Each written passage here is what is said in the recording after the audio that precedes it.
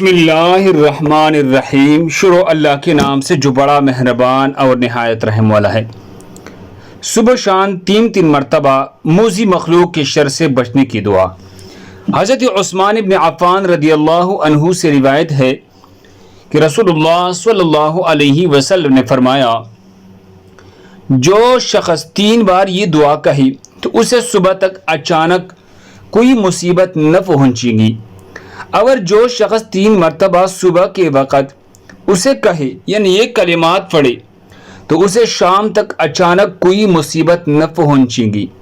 وہ کلمات مبارکہ یہ ہے، خود بھی یاد رکھیں اور دوسرے مسلمانوں کے ساتھ شیئر کریں۔ بسم اللہ الذی لا یضر مع اسمہ شیء فی الارض ولا فی السماء وهو السمیع العلیم۔ بسم اللہ الذی لا یضر مع اسمہ شیء فی الارض ولا فی السماء وهو السمیع العلیم۔ اس اللہ کے نام سے کہ جس کے نام سے زمین و آسمان کی کوئی چیز نقصان نہیں پہنچاتی، اور وہی ذات سننے والی اور جاننے والا ہے۔ اللہ ہم سب کو اس پر عمل کرنے کی توفیق عطا فرمائے۔ جزاکم اللہ خیر۔